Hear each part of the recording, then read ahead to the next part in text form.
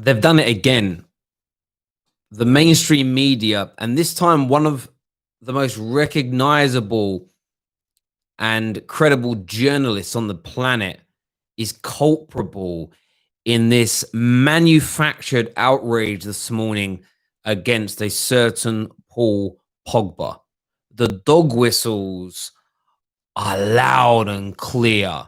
The undertones are palpable. And again, we see Paul Pogba lied about, criticized. And when the lie is revealed, where's the apology?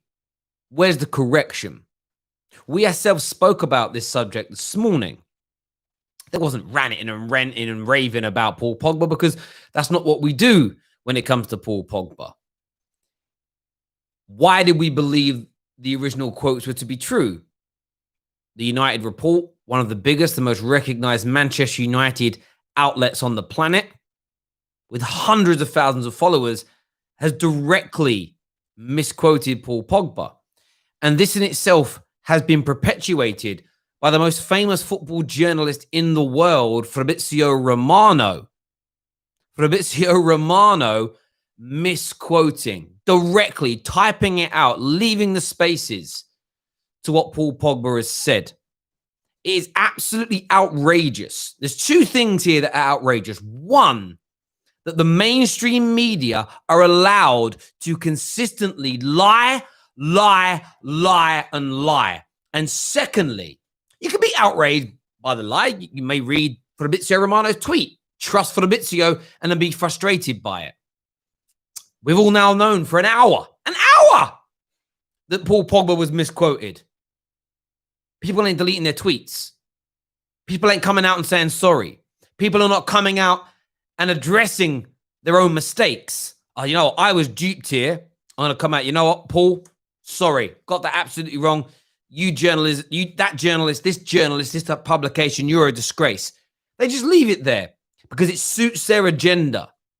Your hatred is so clear. It is unbelievable. How brazen you are with these lies. And this isn't even about Paul Pogba. This is the wider issue. In the space of the last 3 days, we have seen social media and journalistic lies, twisting of the truth, racism and bigotry towards Mason Greenwood, Marcus Rashford, and again, Paul Pogba.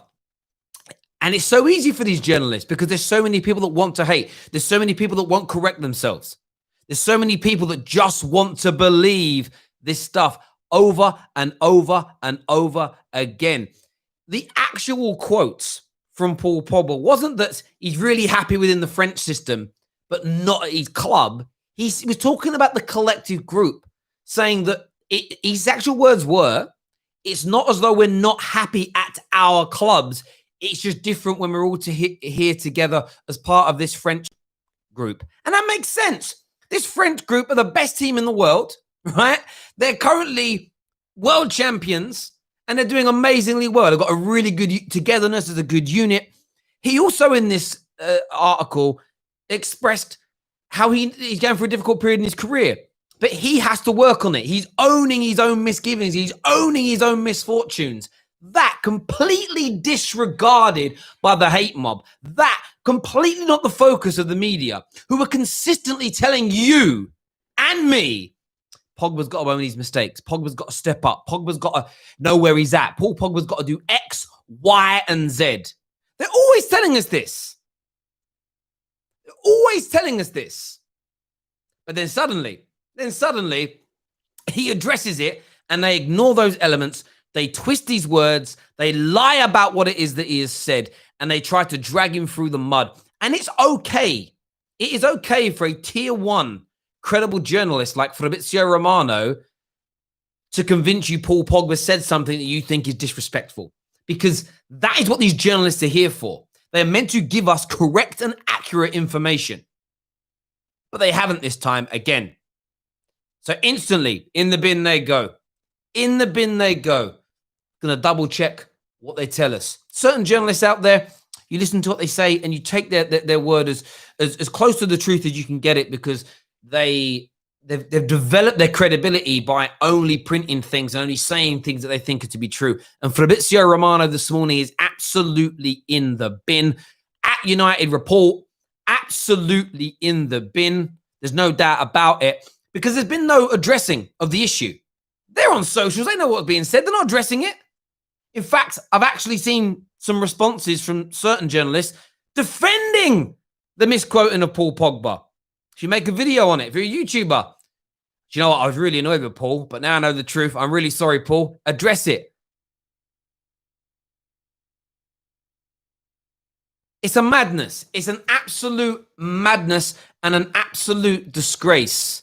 It truly, truly is that he is treated in this way. And it's not even, and the fans have got their own manufactured sort of outrage. I actually guarantee you there were some Man United fans today happy that this quote was put out there by Paul Pogba. It's just an absolute disgrace. Absolute disgrace that he's been lied about again. And then when the lies are revealed, everyone goes quiet. Ah, oh, damn. Someone here says to me, how do you know it's a lie? Because I've been shown the actual quote.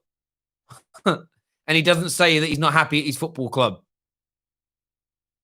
And someone here says, why is Fabrizio Romano lying? He's quoting an outlet. Fabrizio Romano is a professional journalist. He isn't like you or I. He's not a fan. He's a professional journalist. Man should be fact-checking his information before he puts it out there, in my opinion. And what I want to now see from Fabrizio, for him to gain, for me, the credibility back, is address the fact that he got it wrong and make a big issue about it, make a big song and dance about it. Because what happens is this with the mainstream media. They print a lie, they make a mistake. The mistake is revealed, but the apology is minuscule in comparison to the big splash that their mistake makes initially. If I was making the laws, there should be a journalistic code that says if you make a mistake, however big the splash of the mistake is, you spend 3 times as long rectifying that mistake, as opposed to, the mainstream tabloids do this. If they make a mistake in a big front page spread, they make a little mistake. What happens 2 weeks later is they put a little article about this big on page 37 next to the bingo results and the comic strips apologizing for the misinformation they had. They don't actually address the issue. Should be a law in this country. If you print a headline that says Joe Blogg's caught cheating on wife and it turns out he didn't, 3 days running, the headline should be, we got it wrong, Joe Blogg didn't cheat. 3 days running should be the law. No matter what else is going on in the world, that should be what they have to do. 3 times the energy for the mistakes. Own your mistakes. Do me a favor and smash that like button, ladies and gentlemen. We're going to have Elite KJ on the line now. I'm raging about this. KJ, what you saying, bro? You know what, yeah? I said this on the United show. We talked about this on the United show about how our players get attacked. And someone was trying to say, oh, but white players get it the same too. And I explained it to them why that wasn't the case. Paul Pogba has done nothing wrong. He was interviewed in French about the French national team while on international duty. It's not like he was in the middle of the season with United and gave this interview about France and how much fun he has in France. He's out there with the French team, and they've just got into, I think this was before the Nations League game, but they now have just got into the Nations League finals. Like, well, why is there an issue, man? Like, I'm sick of it. All you man, yeah, all you people, quick to get on PP's back here, quick to give him abuse, call him a virus and this, that, and the third, yeah. Where are you now, fam? I want to see you, man, give them apologies, innit? Like, my DMs are open. My Twitter page is open for the apologies. Pastor Cage up in here for confession and that. You know what I'm saying? Like, I'm tired of it. Yo, I used to call him Dom Fabs, and man's just called Fabs. 100%. His title's been taken away because it's not the fact that he's lied. It's not like he has like said something completely wrong. What he has done is taken a couple of quotes, cut half of it out, and stitched them together and made it look like it's a negative, malicious thing that Paul Pogba said. Disgraceful. Yeah, I mate, and that's the whole thing. And I've seen people question him on it. And he's kind of responded and defended his actions by basically saying, well, he's just quoting an outlet. That isn't good enough for any professional journalist. You know what? If you're some next fan on the internet and you do that, I don't really mind so much because that isn't your job. Do you get where I'm coming from, bro? Do you know what I mean? It's like, nah, I want you to actually do your research on this. It's come out like the United report, right? Maybe the people that run the United report are all in bed right now and they're asleep, okay? But for me, they should be deleting these quotes later, issuing an apology, and then republishing it with the actual quotes. If they do that, they've done that. Oh, they now done that? Yeah, so they've got the right quotes on there now. The one quote that's been misleading and put together to make it look Paul Pogba was that's no longer on there. That got deleted. See, so yeah, okay, so you do gain a bit of credibility back by doing it, but where's the public address? Do you get where I'm coming from? That's the thing for me. Like, I made a video this morning. I wasn't even ripping into Paul Pogba. I just quoted it wrong, defended him, said I think he should go. I'm still coming out and addressing the fact that I got the misinformation. Where are these people? This is the point. This is how it's. Oh, I feel like it's a dog whistle, bro. Do you get where I'm coming from? It's like we're just gonna throw it out there because we know what it's gonna lead to. We're gonna take the pin out the grenade and throw it in there. We don't really care about the repercussions. We just want the traction, and that's what sickens me about this. It really does. And the amount of people I've seen that have put negative comments out about Paul today, I've got on all their Twitter accounts. Not one has come back yet and been like, you know what, fair play. They're quick to condemn, but they're not quick to come out and say when they get something wrong. And that tells me that, when people ask a question, what are undertones? That is an example of an undertone where you are quick. You're like a bitch in heat to jump on it when Pogba's done something wrong. When it turns out Paul Pogba's completely and utterly exonerated and innocent, you're like, well, I'm still going to leave my tweet out there. I'm just going to ignore it now. And that, for me, is a disgrace in all this. Yeah, like, people, this is what's so frustrating about football fans in this country right now. We're such a polarized set of fans. All we want to do, all most football fans want to hear is what suits their agenda, and then they push it. As soon as it doesn't suit their agenda, they don't address their mistakes. It's just like, oh, well, yeah, like, say, okay, you know what a good example of this is? Remember that game against Man City when the news came out about Paul Pogba wanting to join Man City and getting offered to Man City and stuff? People like, Paul Pogba's a disgrace, how dare he, blah, blah, blah. Why doesn't he come out and address it? He did a little thing on Instagram and that wasn't enough for people. So what does he go and do? He goes and wins us the game after being 2-0 down. What do those same people say? Oh, but he should be doing that more on a regular basis. Like, that's still not enough. It's just like, this guy can't win. Like, Paul Pogba's in a state now where it doesn't matter what he does. He could be doing what he's doing for what Marcus Rashford is doing with the kids in France. Yep. And he still would get people saying, "Oh, he's only doing it for you." Bruv, 110%. Pogba, I said it in the stream earlier, and I stand by what I said there. Him leaving is good for everybody, right? I think there's a footballing element that could be good for both people. There's a social element that's good for both people. It's there. And of course, there are undertones from certain people that stem directly from bigotry towards Paul Pogba. It's as clear as my hair growing back. Like, it just is. It's there. It's obvious, right? I think everybody can see it. Everybody can feel it. Not everybody understands it. That would be an absolute outrageous thing to say, but a lot of people do understand it. It's the fact, though, that there's no condemnation of this. There's nothing out there. Where are the other outlets coming out now and condemning it? They don't. They're all in cahoots together on this. There isn't any kind of arbitration of it. I said it in the group chat. I stopped talking earlier. You get knobheads like Donald Trump posting idiotic things about the election, right, in America. And rightfully, Twitter does the whole sort of fact check thing against it. There should be markers right now against every single journalist and newspaper that's misquoted Paul Pogba with a fact check marker on there. It can't be hard for them to do. They have the algorithms for it. Bruv, they banned me from Twitter for calling Woodward a money-grabbing lynch CUNT, right? I've been banned permanently for saying that. Yet a journalist can misquote Paul Pogba that leads to vile abuse, and yet there's not even a fact-check marker put on it. They can see this stuff if they want to, but they don't.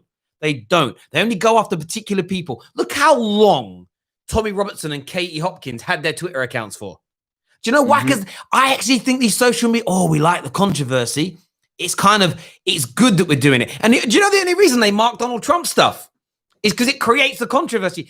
Fact-checking him creates he's been fact-checked. Like, it's not done because they actually care about the truth. It's all part of the game. Do you get where I'm coming from? And that's what it is. Yeah. Paul Pogba is a pawn in the media's game. Do I actually think some of these journalists sit there with a hatred stick going, I'm going to hate on him today? No, I don't think they do. They're doing it to like manipulate the public. They're little puppets. They've got you on strings. And it's like the only way against it. I said it on the United show. It's mad. They're taking us for Egypt, fam. They're taking us for Egypt. And this is why I started the resistance, fam. Because I don't want to be taken for Egypt no more by all these big companies, all these media outlets, all these conglomerates running the world and that. I'm not being taken for Egypt, fam. You know what I'm saying? I'm sick of it. Like, people need to wake up and open their eyes, man. Like, it's not hard to see what's going on. Of course. Do you know what I would say to people is, if something's too good to be true, it probably isn't true. And like I've said it before, from small things to big things.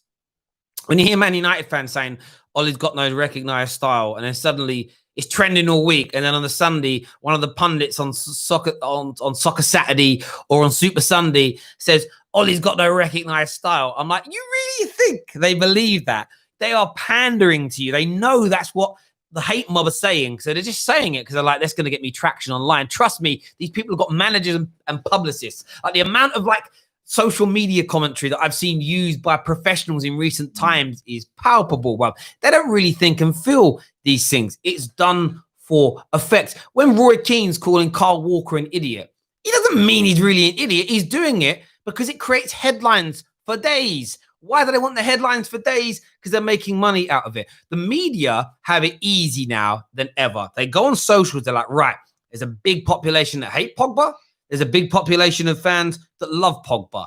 What we know rattles them all up is negative stories about Paul. It gets one half condemning him, the other half defending him. But what does it do? It makes Paul Pogba's name trend. It makes all articles about him trend.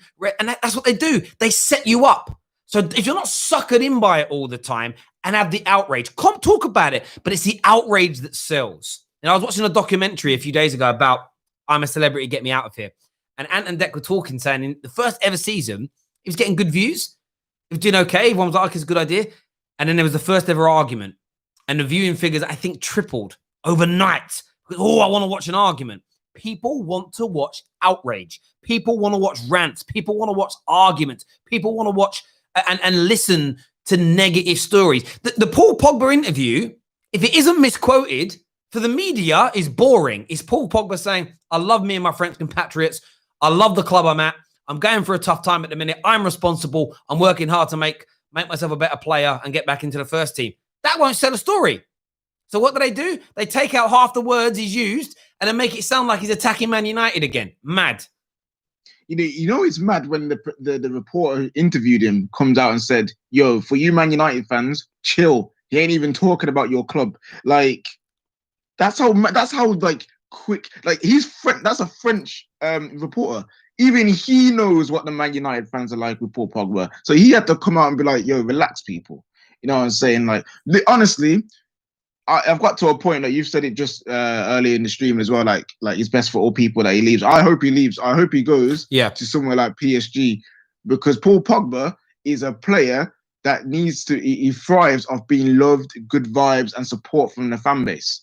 Bro, I don't see where people get this notion that hounding him down, abusing him, calling him all these different things helps him improve better for the football team. He ain't a Wayne Rooney. Wayne Rooney, you piss him off, he would go score a screamer. You know what I'm saying? He'll go perform better. Paul Pogba ain't that player. So why are we doing this to him? Why are they doing it to him? It makes no sense. Money. For our fans, are the biggest culprits in this. We should be the ones backing him to the hill. We should be the ones tearing all these stories down and making them realize. I want to address one thing quickly as well, right? So, yes, Wayne Rooney got targeted by the press. Someone says a minute ago, Terry, you talk about all the stories about Ollie. Yeah, I do. But there is a fundamental difference. If Paul Pogba was only criticised for what he does on the pitch, everybody would accept it. The difference is the players like Paul, players like Raheem Sterling, players like Mason Greenwood. And we know when I say players like, we're talking about young, successful, wealthy, talented black men. Stormzy gets it from a music point of view. We've seen Anthony Joshua get it whenever he steps out of line. Lewis Hamilton gets it. Yeah, absolutely. It's everything else that surrounds it, thus the undertone. So when Paul Pogba wears a stylish jacket, it's flashy. When Paul Pogba or Raheem Sterling buys a house, they're showing off. When Rashford invests in property, it's like flex. You know, everything's deemed to be flashy, excessive, arrogant, big-headed. And then the undertone is why have you got it? Yet when it's Rooney that's spending money, or it's Harry Kane, it's put across in a way that's like, oh wow, look what this individual's got. Oh, Harry Kane opens up his beautiful family home for us all to see. Now that isn't Harry Kane and Wayne Rooney's fault. And this is where fans get twisted. No one's attacking Wayne Rooney. So actually, some do. The majority are not attacking Wayne Rooney or Harry Kane for being treated in the right way. They're frustrated at the fact that young black players are not being treated and spoken about in exactly the same way. So when you get treated like that, when Paul Pogba gets called a flashy, arrogant, overly flamboyant upstart because he dyes his hair red and has bling on a pair of jeans, right? Then when he gets his football criticism, you marry the two things together and it becomes over the top and excessive, and there's the underlying dog whistles in there. If everything about Pogba's personal life was pretty much left alone, unless he did something controversial, do you know what I mean? Like if he was caught in a brothel with 7 different women, do you know what I mean? Yo, at least, and this is what cool. I explained this yesterday. And I heard what you said, and it's absolutely right. When the likes of Ryan Giggs and Rooney and these guys were in the media, by the way, they didn't do anything illegal. They did some things wrong, you know, ladies of the night, cheating on wives. I can understand. I mean, personally, I'm not interested in any of that stuff. I can understand why there's attention on it. But that's the thing. Why people have got to understand this isn't just about the criticism they get as football players. It's everything else. And yes, Paul Pogba, when he plays badly, should be criticized. But at the same time, when he's being targeted day in, day out by the gutter press, there's an element where you go, do you know what? I'm just not going to criticize him today. He's had enough. The man gets criticized if he buys a Capri Sun, for God's sake. It's a madness. It's just crazy to me. And I'm just infuriated by it. And I think what sent me over the edge today is when I see respected journalists participating. And let me just say this now. Whether you're a respected journalist or you're working for a big publication, listen, you got the money, the means, and the capabilities to speak to a French journalist who's a colleague, or speak to a professional translator and have something decoded. If you're the Daily Mail and you misquote, you don't have the excuse. You pay someone to translate it for you. Where I work, the product that we sell, we can translate it from English into about 87 different languages. But we use a language expert for each of those countries. We don't use Google Translate. We don't use some weird bit of software. We get a professional to translate it so that it is bang on accurate to that nation's language as close as you can get. I don't quite know how it works. I'm not a language expert. There is no excuse for these media outlets. Not one. Not one. Not today, not tomorrow, not next week. Their job is to report information as accurately as possible. And if you get given a transcript in French, you pay a French language expert to convert that into English. A translator, you would say. You get them to do it.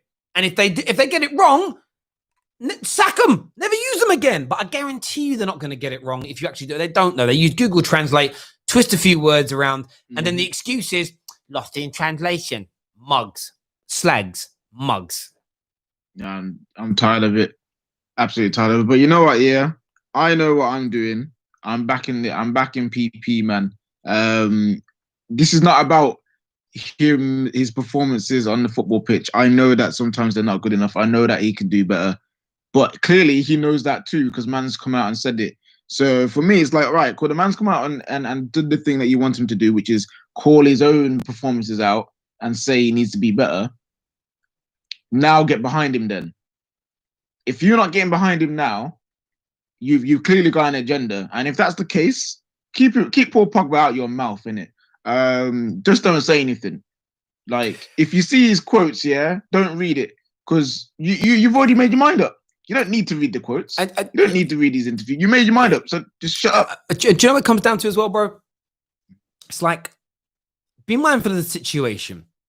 Be mindful of the situation. You know, I look at Mason Greenwood right now. We know he's going for a lot as an individual. If he plays against West Brom and he isn't particularly great, do you know what? I'm gonna give him some leeway because we know what's going on in his personal life. We know what's been going on. You know, his best friend committing suicide. You know, he's had a few struggles with a lot of bad stuff being written about him in the press. You give the man some leeway. We treat football players like robots, like they have no emotion, like they don't have mental health issues. And it's a societal issue. We think that wealthy people can't suffer with mental health issues, which is just an absolute disgrace to even harbor those thoughts for a single second. So if Pogba plays against West Brom and has a bit of a poor game, do you know what? I know he gets a lot of abuse in the media. Maybe just lay off of him a little bit. Maybe just lay off of him a little bit.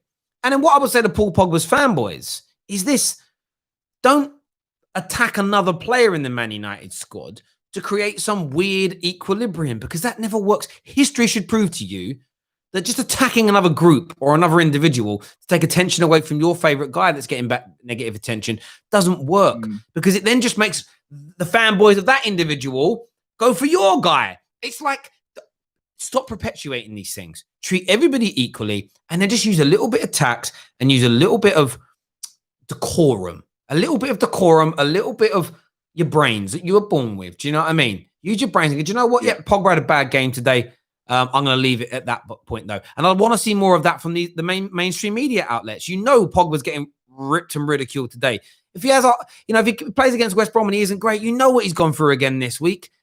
Drop him out. Do you get where I'm coming from, brother? It's an element of just, it feels like, though, with Paul, if they can jump on it, they will. They never want to take into consideration anything else that's going on outside of the situation. And it rattles me.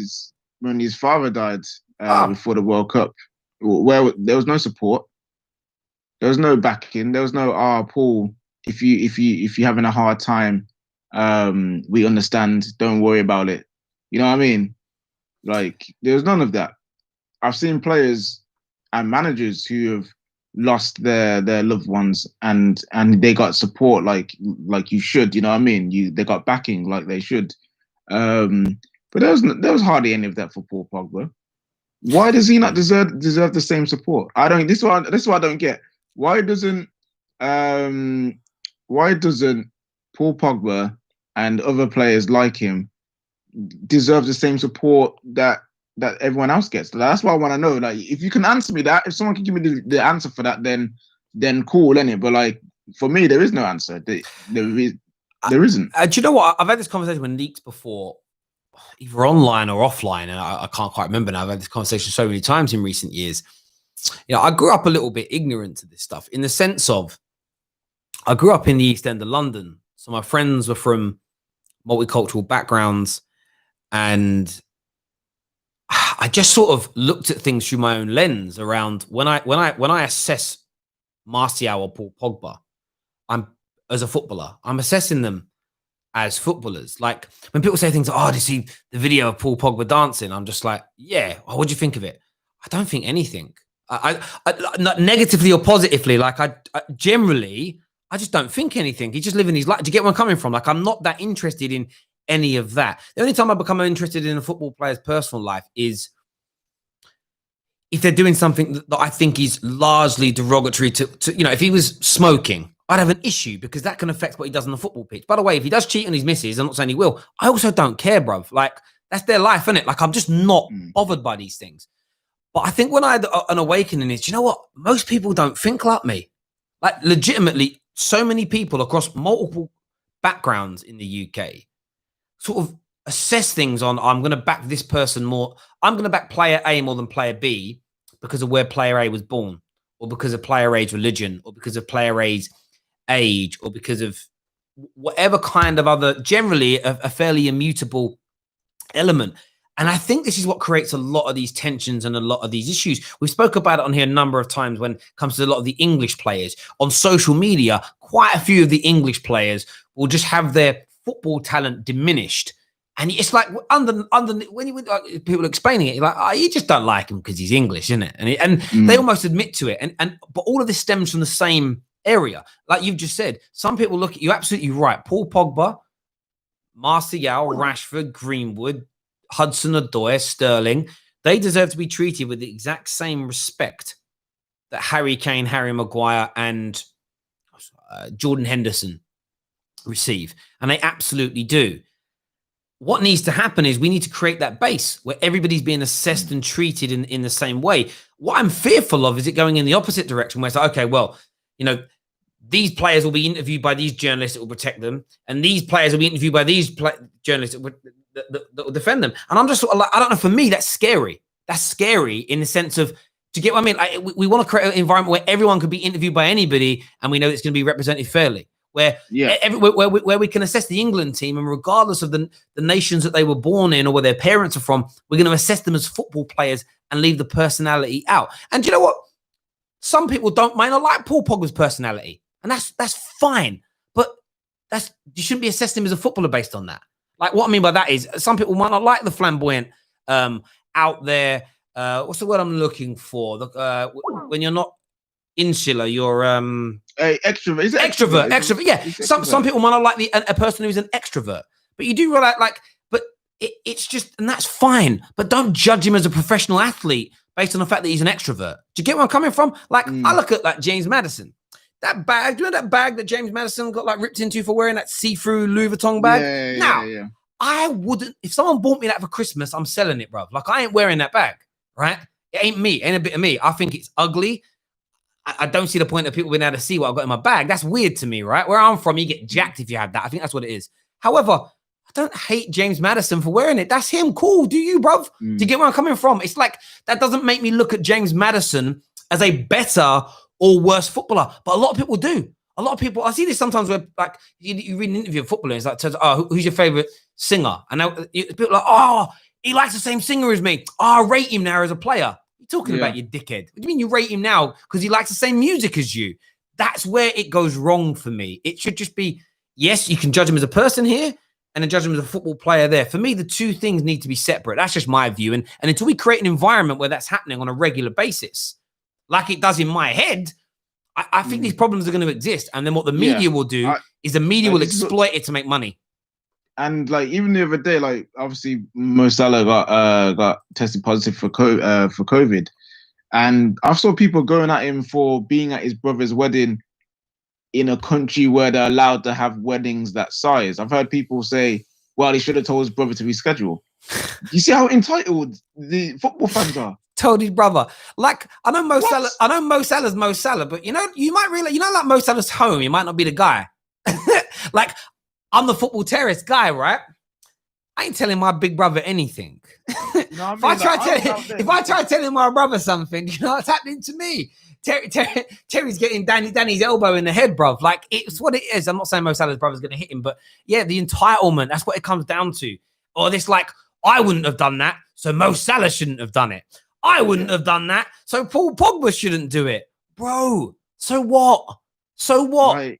Like his brother, again, dancing at his brother's wedding, during a pandemic, but his country that he's from is allowed to have that kind of wedding. I saw Liverpool fans like going into saying someone said he should be locked in Klopp's basement immediately and that. And I'm just like, yo, relax, fam. Freaking relax. Let him celebrate his brother's wedding, bruv. And I even tweeted like, yo, imagine if that was Paul Pogba dancing at his brother's wedding not during a pandemic. Mad. Oh wait. Mad. Do you know what's crazy as well? Is there any proof that Mo Salah actually contracted it at the wedding? He might have caught it before. Do you get what I mean? Like, we don't even know the facts on these things, and people are just ready to jump out. And that's because there are some people like that just want to have, even though some people alive haven't got Mo Salah. Mo Salah's another one. It's just like, oh, can we get him? He's seen as too perfect. Let's drag him down a notch or two. It's just a madness, bro. But listen, KJ, brother, I appreciate you coming on, having your same mate as ever. This afternoon, 5:30, we're ranking the Chelsea squad so far this season. That's going to be fun. So make sure you're all tuning in for that. KJ, we'll chat to you again soon, my bro. Everybody who's tuned into the show, hit the like button, hit the share button, and we'll see you all again very, very soon.